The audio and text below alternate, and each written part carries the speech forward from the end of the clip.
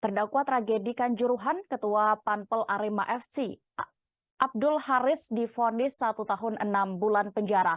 Vonis majelis hakim dibacakan dalam sidang putusan yang digelar di ruang sidang Cakra, Gedung PN Surabaya pada Kamis 9 Maret kemarin. Hukuman itu lebih ringan dari tuntutan yang dikenakan padanya pada sidang agenda tuntutan sebelumnya, yakni hukuman penjara 6 tahun 8 bulan. Apa yang sebenarnya membuat hukuman terdakwa lebih ringan akan disampaikan rekan Luhur Pambudi, reporter dari Tribun Jatim yang saat ini sudah bergabung bersama kami. Silakan rekan. Oke, baik Dea.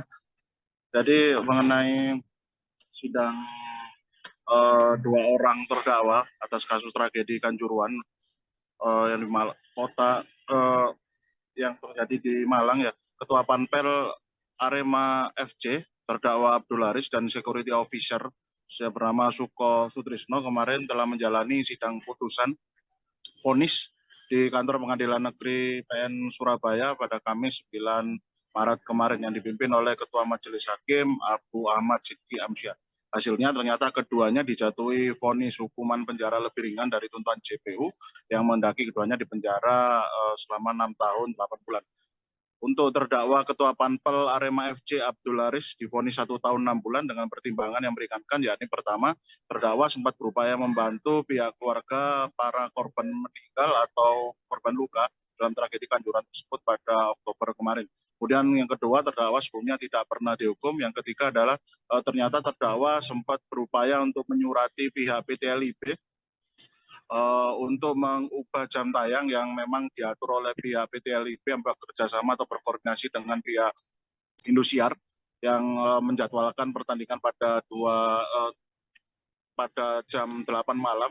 Kemudian oleh pihak Haris atau terdakwa ini diupayakan untuk dipindah jam tayang lebih cepat, yakni pukul 15.30 dengan pertimbangan keamanan, namun memang tidak diakomodir oleh pihak PT LIB.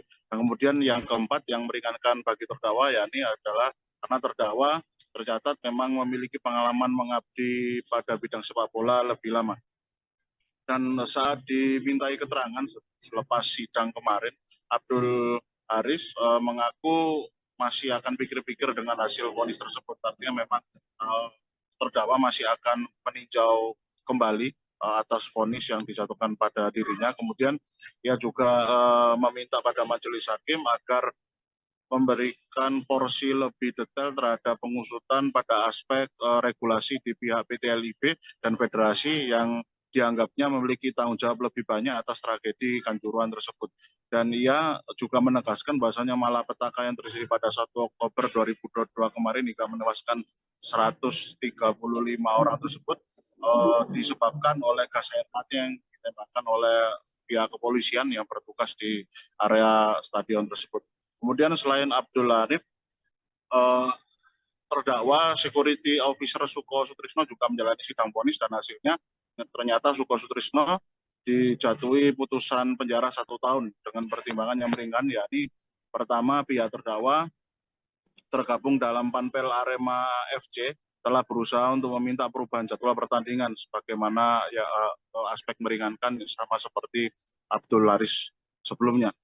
Kemudian yang kedua, ternyata kerusuhan dalam stadion tersebut dipicu oleh supporter yang mulai turun ke lapangan hingga membuat para ofisial dan para pemain harus dievakuasi oleh pihak kepolisian menggunakan kendaraan rantis, barakuda, kemudian dievakuasi ke luar stadion dan terjadilah aksi penembakan gas air mata. Dan yang ketiga, ternyata terdakwa memang sebelumnya belum pernah sama sekali dijatuhi hukuman pidana. Dan keempat, terdakwa Suko Sutrisno itu memang tidak, mohon maaf, karena terdakwa memang telah lama mengabdi di dunia sepak bola sebagai steward, walaupun menurut Hakim Abu Ahmad kemarin terdakwa sebenarnya tidak memiliki pemahaman lebih detail mengenai tugas dan tanggung jawab mengenai keselamatan dan keamanan. Tetapi terdakwa tetap bersedia ditunjuk sebagai steward atau security officer karena panggilan jiwa untuk mengakomodir kepentingan dari pelaksanaan pertandingan sepak bola pada Oktober kemarin. Demikian reportase kami, Dea, kembali ke studio.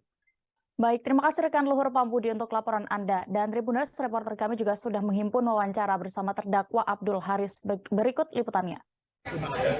Masih kita pertimbangkan lagi ya. Kami belum bisa melihat secara penuh apa yang disampaikan oleh majelis hakim.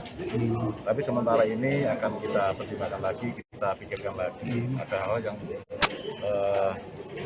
belum sesuai dengan aturan. Apakah yang mengganjal apa? Menyebut pihak lain yang harus bertanggung jawab siapa, Pak? Yang berkaitan dengan sepak bola. Terima kasih sudah nonton. Jangan lupa like, subscribe, dan share ya.